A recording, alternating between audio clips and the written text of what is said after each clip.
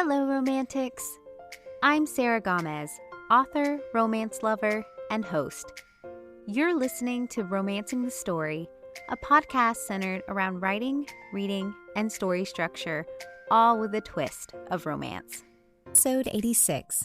And on today's episode, I speak with author and video game writer Morgan Lockhart about blending Yule magic in a holiday romance, game-style lore, and character thematics. We chat about Morgan's debut romance novel, A Spell for Midwinter's Heart, following a magic-averse witch returning to her mountain hometown to save its beloved Yule festival from a corporate threat while confronting the spell that erased parts of her past. We make parallels with the magic season and the many traditions rooted in Yule, and actually lending itself to a witchy-type romance like in her novel. We bond over having careers in the video game industry and the impact of writing for one medium, as in for games like Tell Me Why, which translates into writing in a romance. We also dig into writing tension during holidays between family, frenemies, and small-town crises. But mostly, our discussion revolves around the book's theme of finding yourself again, sprinkled with some trauma that needs to be addressed and is ultimately healed. Morgan confirmed this is a re-emerging type of book, written after coming out of the pandemic, that influenced the emotional and mental health aspects of her characters, albeit with a softer, more cozy touch. Plus, bonus points to Morgan. In her book, she mentions one of my all-time favorite holiday movies, A Muppet Christmas Carol, along with a Jim Henson deep cut that sent me down a research rabbit hole. Ever heard of Emmet Otter's Jug-band Christmas? I hadn't, but now I'm so glad I did. With Morgan's background in video games, it's easy to understand why the world building feels lived in, and individual backgrounds and journeys of magic are unique for each character.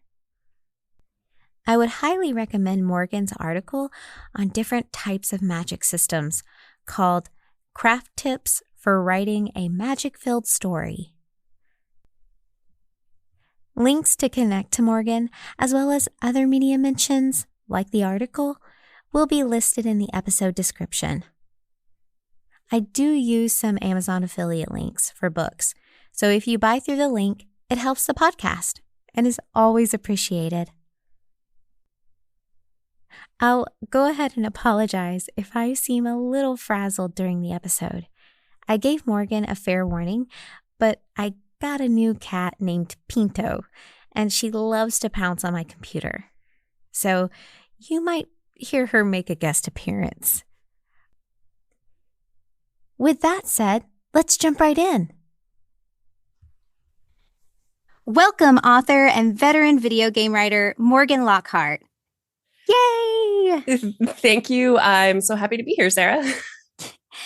Morgan, I'm so excited to have you. You have no idea, because I think we are part of this, or I like to think that we're part of this little bitty niche where we're in the romance community, but we're also from the video game world, because I actually do work in the video game industry currently. So, No, that's amazing. Where do you work? So I work for a distributor. Oh, okay. Awesome. Yeah. For so I get the physical games into the retailers. Oh, amazing. Very good. We rely on that. Yes. So we work in tandem together. You work on that backside, I work on the front side. So, but in case listeners don't know, can you tell them a little bit about yourself and your writing?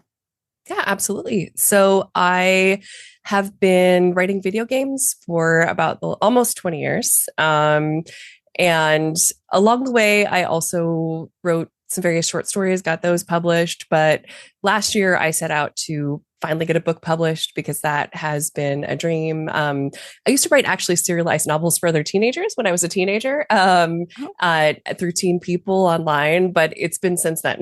And so last year I was like, I'm going to make it happen. I'm going to get something out there that's mine because I love collaborative storytelling. I love working on games, but it's also very, nice to have something out there that felt mine in a way that, a big collaborative effort like a video game doesn't really. Not to say that you make it, not to say that you write a book totally on an island. My editorial team, my agent, all my beta readers have been indispensable, but it's still different. It's still different. My debut novel is a magical romance called A Spell for Midwinter's Heart, and it takes place here in the Pacific Northwest and is about a witch who has been denying her powers for the last 8 years, but she is challenged to come home at Yule and help her coven save their winter festival from a outside corporate group that wants to buy it up and change it. And along the way, she ends up having to collaborate with her one-time rival, who is, of course, annoyingly handsome. Of course, they're always annoyingly handsome, aren't Always they? annoyingly handsome. Yeah. Mm-hmm. Well, and that just released too, just Mm-hmm. very recently. So congrats on that. That's amazing. Thank And it you. is, yeah, and it's a cozy small town contemporary Mm-hmm. romance, right? With magic elements and a witchery, and we love all that good stuff for especially around the holidays. I feel like is very apropos usually around this time. Absolutely, yeah. The magic, there is a light touch of magic to it. It doesn't quite fall into romantasy. I think calling it contemporary romance is very apt because a lot of the conflicts revolve around more very human things, but there is that magic that weaves throughout, that weaves in and out of, I think, what the magic that we all feel at the holidays anyway. And I really try to leverage that. And not that there isn't any magic that falls out of that, because there certainly is. But when I sat down to write it, and it was nice how how it just dovetailed in, like, just all of that holiday cheer we already feel, that feels like magic, making that a little bit more literal and seeing where we can go with that, where we can have fun with that, where we can mix up the formula with that. Exactly. Well, and I always thought, like, for me at least, the holidays, there was so much tradition, so much Mhm. old things associated with it. So when I think of, oh, here she is. So when I think of like magic being like it to me, it goes hand in hand with like the literal sense. There's so much this pomp and Mhm. circumstance, there's so much ritual right behind the Yeah. holidays, so that it only makes sense that of course you're going to have like a little bit of some witchy magic going on around like holidays and stuff. Yeah, especially well, there's one book I read called The Old Magic of Christmas. And if you really go back, and actually I say you don't even have to go back that far, because even, something that gets pointed out in the book is the way in which Santa is actually a version of these wild hunt ideas that has been happening, that we've had in our folklore around the holidays for centuries and centuries and centuries. And the way in which this something about this time of year, and really brings out the all of these creatures that are there to test us and to help us prepare for the long winter ahead, and teach us these lessons of the season of the deep winter. And so many of those informed a lot of just really interesting folk tales around the world, and interesting festivals around the world. I really did a lot of research um, into all kinds of ways that people celebrate the solstice, Yule, Christmas, and just all the holidays of the winter, and all the interesting overlaps that occur in all those different cultures, and all that different folklore, and how there were all these interesting unifying themes across all of them. Well, that's lovely. And I know that when I was as I've been reading it, I know you called out like the Korean solstice Mm-hmm. specifically, Yeah. because I thought that was so interesting to me, because our household is full of very different cultures and even religions. So from where my adopted kiddos kind of grew up. So like we kind of have been incorporating more and more of that. And so it's interesting to see that actually in a book, to Mm-hmm. where it's called out. Well, of course, it's not just us who celebrate it, Yeah. right? It's different cultures and how they celebrate as well. And it was really interesting to me. So why did you decide to pick Yule in specifically to celebrate? Yeah, so in this town, they obviously have a lot of different festivities. As you mentioned, I highlight the Korean celebration of the solstice because Mhm. one of the major characters is also Korean, but you could see like a little bit about the Persian celebration of Yalda and Hanukkah, and all these other little things are happening alongside. But obviously, we do have one primary lens, and for these characters, that's Yule. I personally do have a pagan practice. And so some of it is stuff that I do. And I really wanted to see how that really shifts the narrative just a little bit from a Christmas centric story, because there's a lot of overlap, but there are some things that are different. And so for these characters are witches, it made a lot of sense to me to focus on this very pagan celebration of Yule and see what it changed again, that in that sort of holiday romance formula, what does it change to have this very earth centric, this very magic centric, ritual centric. I mean, Christmas has rituals too, actually. We just don't necessarily think of them that way. We think of them as traditions, but in a way, some of them are definitely rituals. But obviously it becomes a little bit more literal when you have magic and spells and all these little things that accompany this sort of pagan Yule celebration. Well, and correct me if I'm wrong, and I might be wrong on Mhm. this, but I could have sworn that isn't that a lot of what we took for Oh yeah. Christmas? Oh yeah, Yeah, like, because absolutely. I Yeah. just, it took me a minute because I was like, I know that in the back of my brain. But then I was just like, I was reading it and I was like, man, this is just like Christmas. And I'm like, well, duh, Sarah. That's where we Yes. got a lot of those traditions from. Yeah.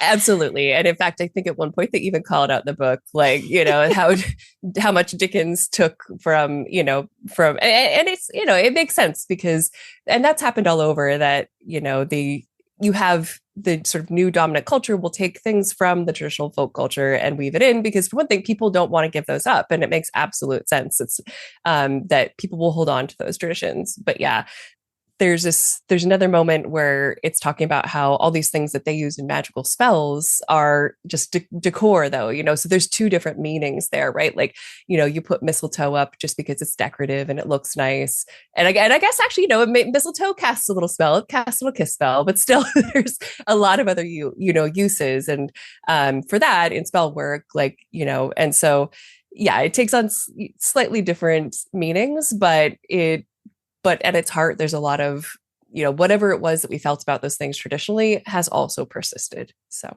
yeah.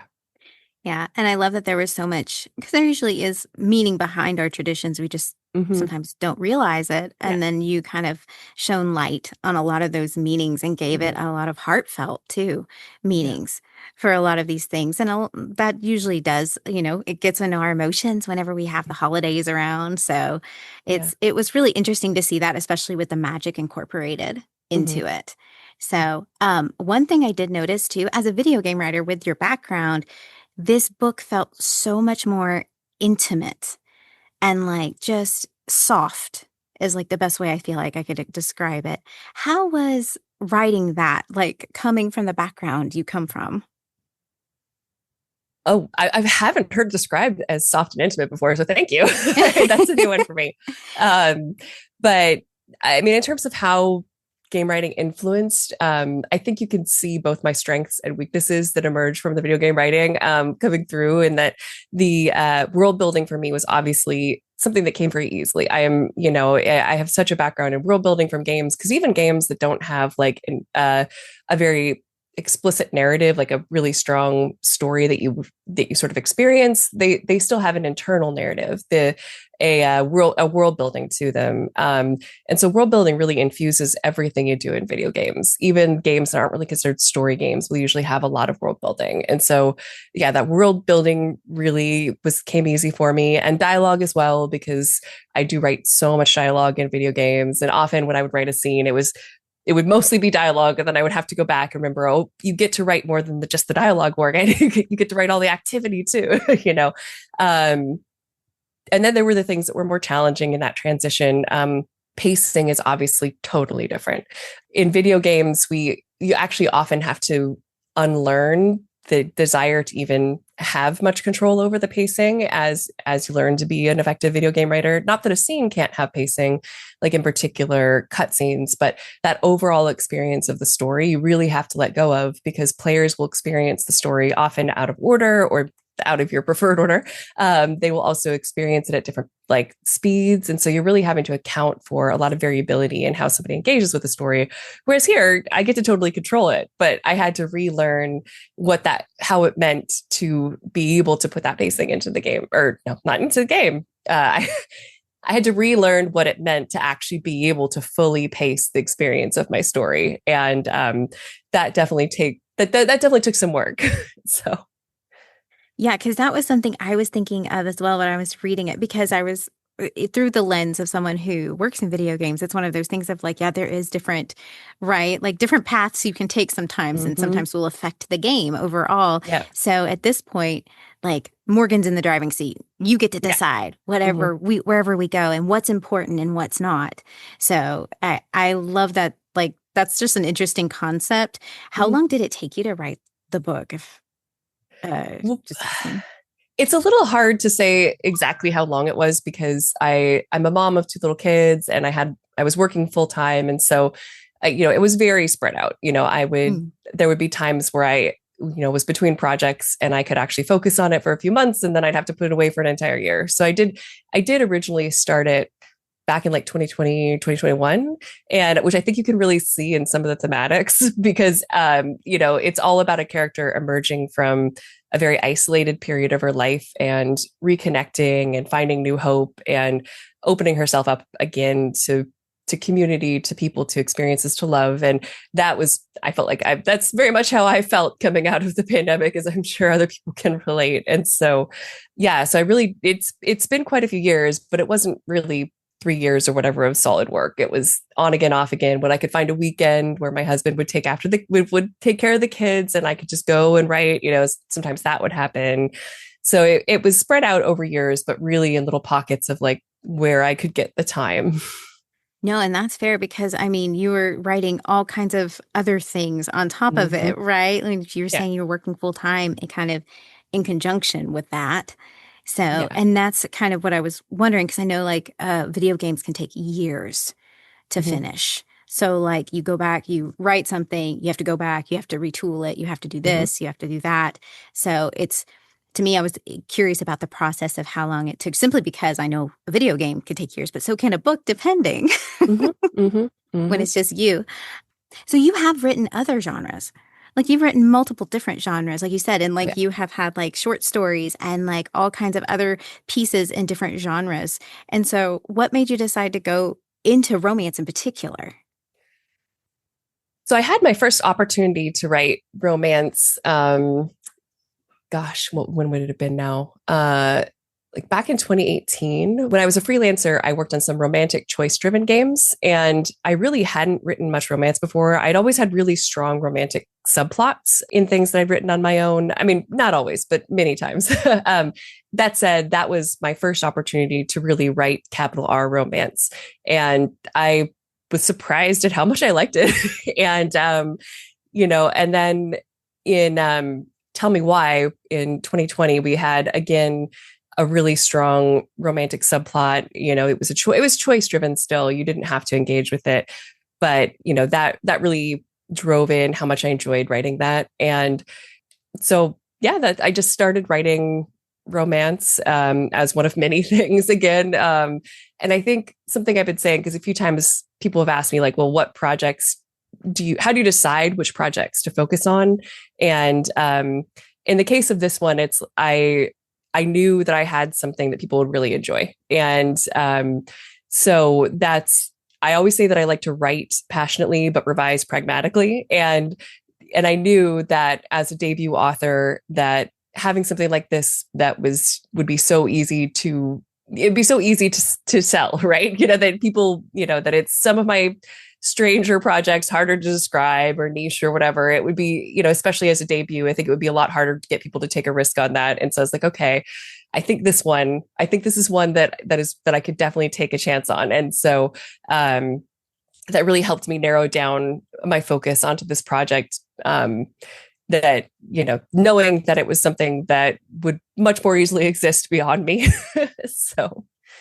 Well, and I do love that, romance can be very, I think, a freeing genre and people Hmm. can play a little bit more. Oh I yeah. feel like, yeah, within that genre, because there's so much more I feel like you can do with Hmm. it. Yeah. So I love that you really were able to incorporate all these like wonderful pieces of like different cultures, different Hmm. holidays, things like that, with especially like it goes perfectly, I feel like, with the romance. So I Yeah. like love that idea. And so I think you definitely picked the right genre for that one. Okay. Wonderful. Thank you. But so something you had mentioned earlier that I thought was really interesting was that you had talked about building the lore. You're kind of used to building Mhm. lore, right, in video games. So like when you're going to build the lore, especially with just words, because I feel like lore can be built in other ways too, especially in a video game. Like usually there's Mhm. background music, there's atmospheric stuff, there's little pieces that kind of tell me a little bit about like what's going on. Like how is that like kind of trying to put a lot of that into words when you have all only words really to work with?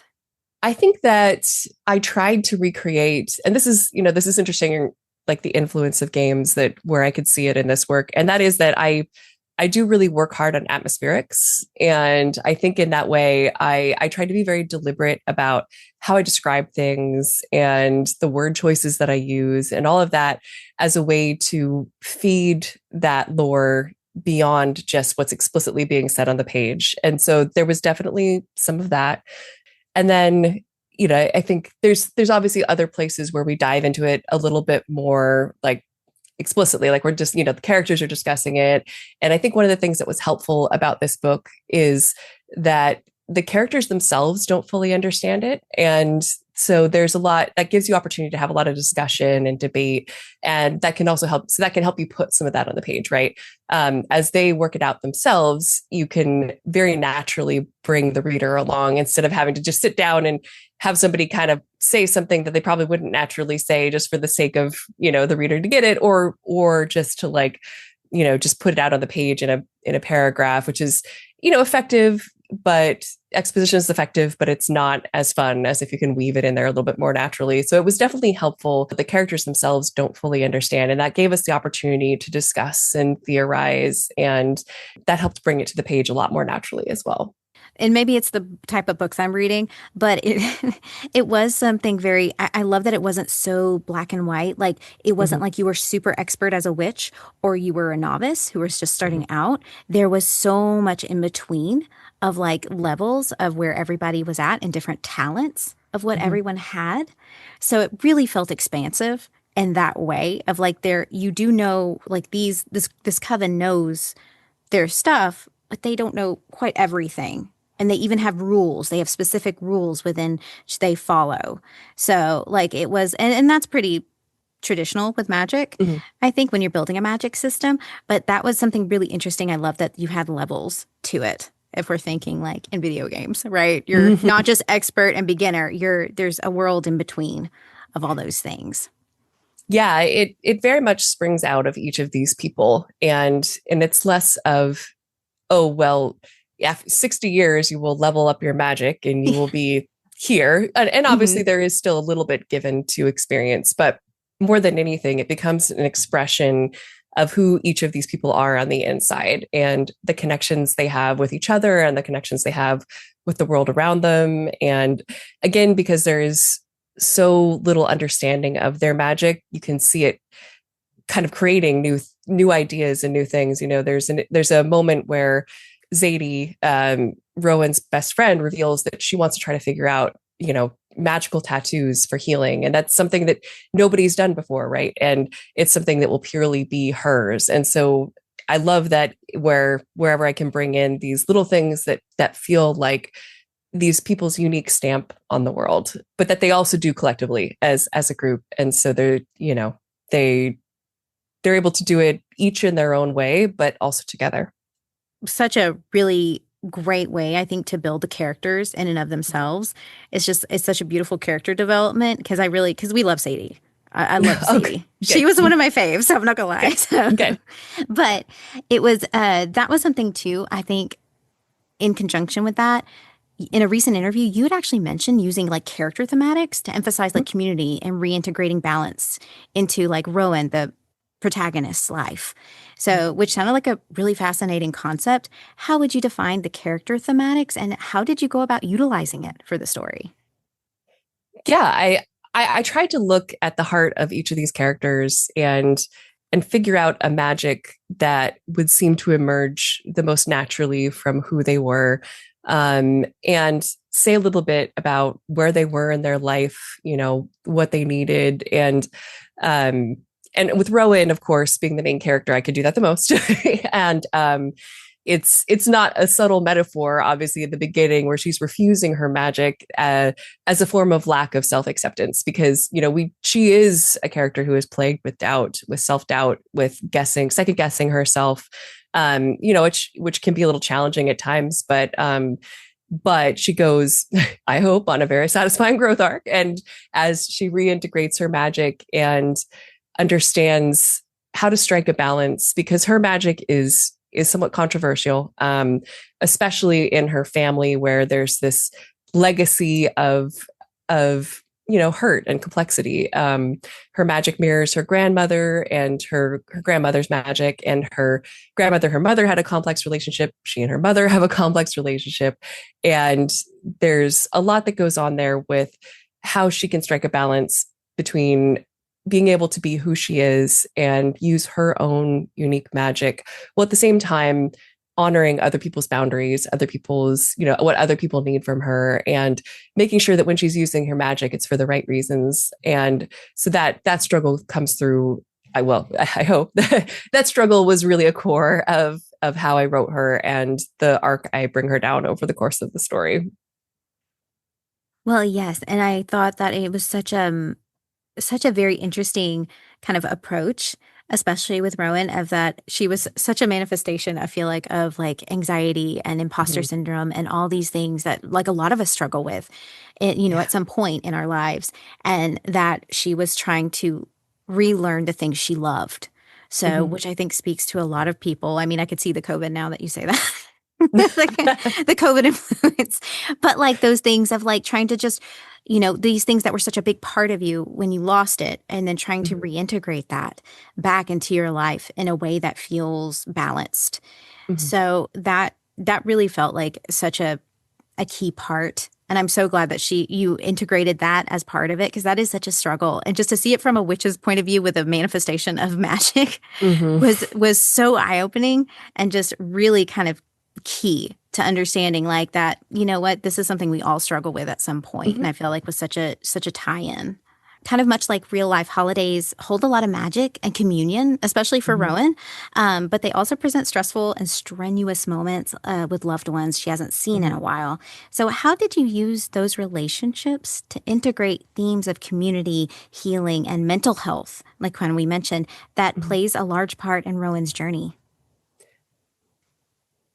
Yeah. So as I mentioned, this relationship with her family begins in a state of fracture. She has been avoiding going home at the holidays ever since an event that I don't want to spoil her, but in her teens, where she really split from her magic, and in doing so, really split from her coven, because from that point on, it became very painful to take part in coven events, which is basically her family, because everybody but her father is in the coven in her close family. And so because of that, she has kept a distance. But because of this one's not a big spoiler, so we'll just say, but because of the fact that there is no snowfall, and that's impacting their winter festival, and of course just the environment locally, she gets drawn home and challenged finally to see if she can close this distance. And of course, immediately there are things that are setting her off, things that are poking at these traumas that she's mostly just been keeping buried and not really coping with, and not really finding any resolution to. And as we go, though, it becomes clear how you can't just keep those things buried. They have to be dealt with. You have to find a way to manage those things, because if you just push them away, eventually things are going to bring them up, and then you're not going to have the tools that you need in those moments to manage them if you haven't been working on having those tools when they're in those moments when you're not triggered, in those moments when it's not hard and right at the surface. You have to work on those things at other times.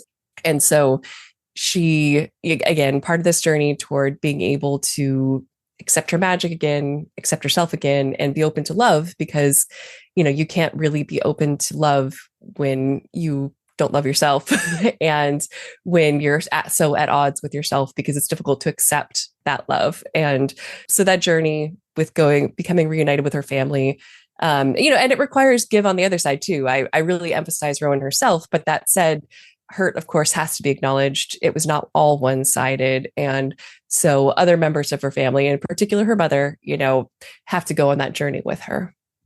Yeah, and I like that there is such a healing element, and especially Mm-hmm. like during the holidays, right? It feels Mm-hmm. very like where it can be very stressful. So it Yeah. feels like it was a very much a healing journey. Is that something you always wanted to incorporate into the story? Was Oh, that journey of definitely. like mental health and stuff? Oh, yeah. Yeah, absolutely. You know, I started with having this character of Rowan, and basically who she is who she was from an early draft. Many other things changed, but I knew that she needed to heal, and that I wanted to create a journey in which she could, right? And a journey that wouldn't necessarily make it easy, that would have plenty of twists and turns along the way, but that would inevitably result in healing. I mean, and I don't want to say she's fully healed, but you can see her taking those first steps. And like, that's the hardest part and the most important part. It's kind of like I was mentioning earlier, it isn't necessarily black and white. There's just all kinds of shades of gray. There's all Yeah. kinds of different levels to it.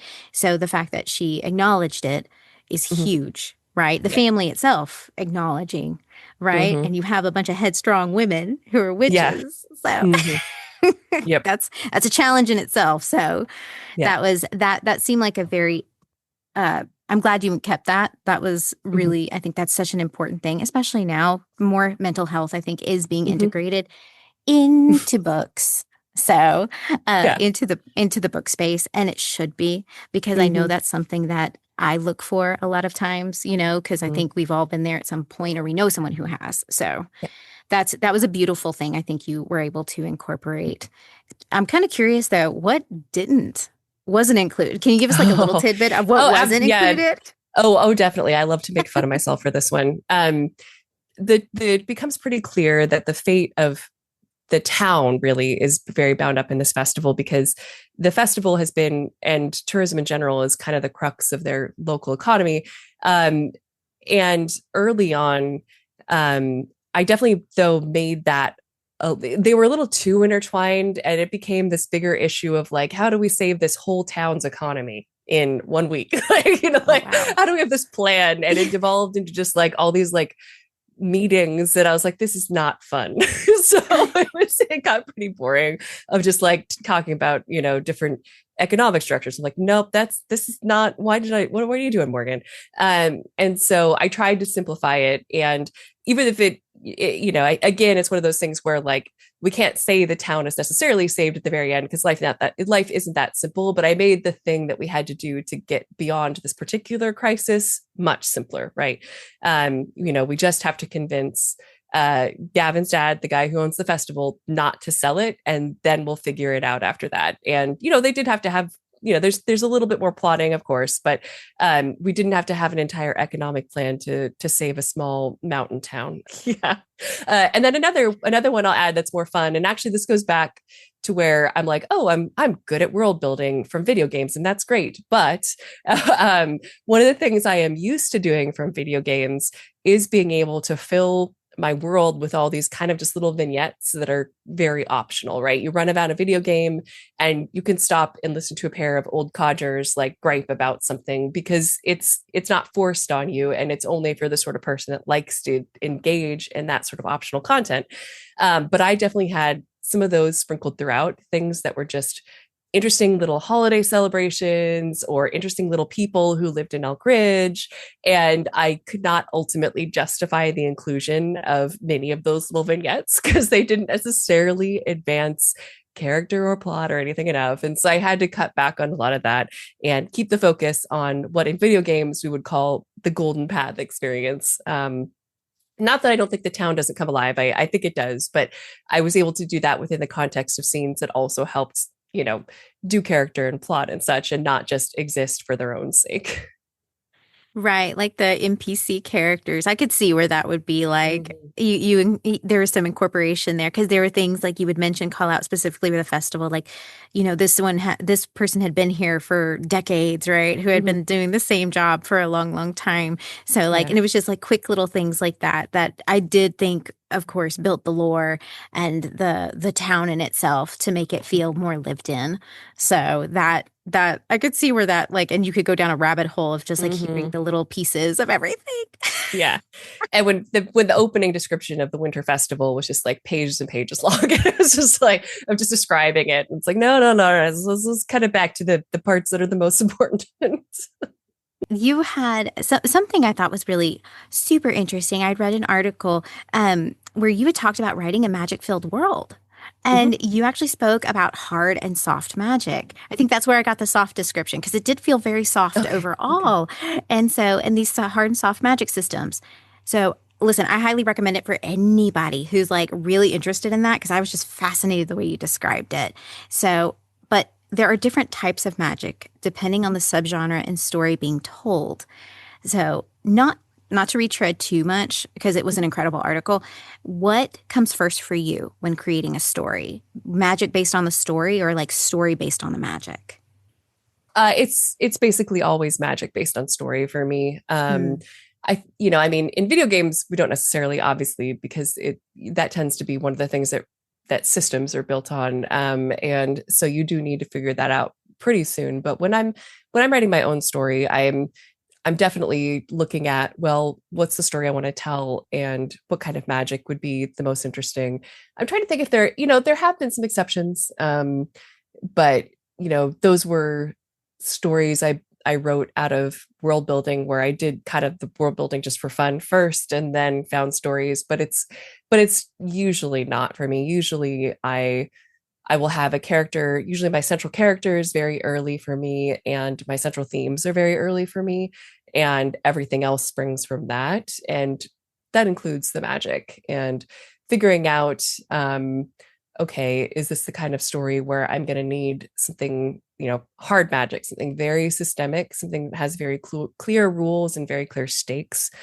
Or is this something a little softer, which I would say that spell falls in that. I do think there are, I think it's probably medium to soft, because some of the rules are explored and explained, but it's not a super crunchy Brandon Sanderson magic system where you could write all the numbers down and they would all add up to, perfectly, and where the rules are fully explained. And one of the reasons why is I really did want it to be able to feel like it sprang from each of its characters, to have an internal consistency, but expressed a little differently every time.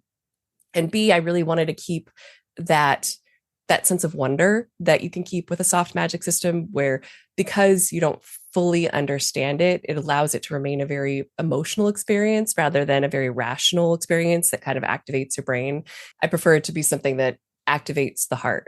So, yeah. I did love the incorporation though, because I've always thought this, like to me, like if you expend magic, you have to give something, Mm-hmm. right? It Mm-hmm. cost. There is a Yeah. cost with the magic. So I love that incorporation as part of the rules for that magic.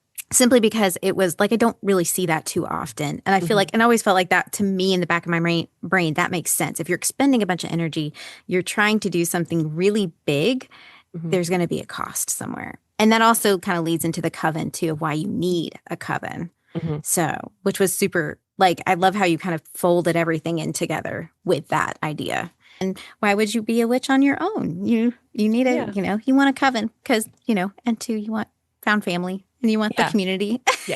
aspect. Yes.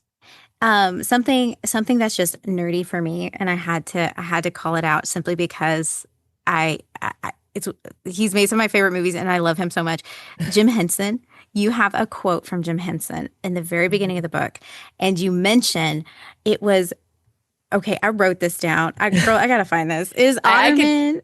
Do you want me to say? Do you want me to say it? Yes. Emmet Otter's Jug-band Christmas. Yeah, Thank you. there's a little quip very early on where where Gavin and Rowan, debate which is the better Jim Henson, holiday movie. Yes. And she falls on the Christmas Carol side and he falls on the Emmet Otter side. And yeah, it's a little bit more of a deep cut. I know when people who know it find it, they're very delighted. But yeah, I like them both a lot. And Jim Henson is one of my personal role models. And so, especially a story about community and love and found family and all that, it's like cut straight to my, my little Jim Henson island in the middle of my emotional makeup. Yes, because that's like one of like we always pick like everyone has their own movie. We always do every Christmas. And usually my mom usually does a Hallmark one and the girls are still trying to decide on theirs, but mine's always been a Muppet Christmas Carol. Nice. Yeah. So I might have to add that into the rotation too. Yeah, check it out. The Emmet Otters, yeah, Jug-band Christmas. But that was something that was really beautiful because I thought that he like that to me has always been a big like the way he's always story told has always, especially characters, has always impacted me. And I was so curious how it impacted your storytelling too. If you had loved his stuff like since for a long time, that you love the characters and everything like that. So. Oh yeah, absolutely. I mean, not just the Muppets, but also all of the fantastical, Dark Crystal and the Labyrinth. Like those are all core movies for me. And I've also read, some of his biographies and some of his writings and some of his thoughts on creativity. And they are, it's funny to be like, oh, the Jim Henson influence of this adult fantasy book, but it's still there. It's still there. Yeah. Well, yeah. Well, if there's so many of us, right? Oh, yeah. Who can say that, I think there's something to it. And like, y'all can't there's not a lot. I swear, if I said in the romance community, y'all tell me how many of y'all were influenced by Labyrinth. Oh, I'm sure there would be a lot of us because I know I'm a huge Labyrinth fan. So, so when you were choosing Yule, like when you had mentioned that took a lot from what you had been personally like working on, right? Is that something? Oh yeah, no, I mentioned that. I mean, it was a mix of stuff that I have actually done myself, and then other practices as well too. Like in fact, I've got one of my. I guess this is going to be a podcast, but in case there's a video clip, I have actually Llewellyn's little book of Yule right here. Is one of my references. But yeah, no, there's quite a few of the things in there I have actually done myself, and especially around like the solstice and such. So yeah. Nice. But yeah, because it felt like I was like, she did some great research or she knows for sure, like something. Both. Yeah. Because it did feel very like when you were building that out, that's something that when you're especially writing something with so much tradition and so much behind it, if there's like a lot of research that goes on with that, or if you kind of already knew that. So. Yeah, definitely a bit of both. Cause I feel like even if it's a topic that you know a lot about, that can often make you like tunnel on it. And I think other perspectives are always going to be valuable. But I think in particular with magical practice, especially because I had so many different characters whose practice I wanted to each be a little different, and I wanted to show this more expansive view of, because I mean, there is no one practice of paganism. There are so many practices of paganism drawn from so many different traditions. And so no, I definitely did a lot of research still. There's a whole stack of books up there that actually mostly came from that. So yeah, still a lot of, definitely a mix of both, things from my own life, but also things from research.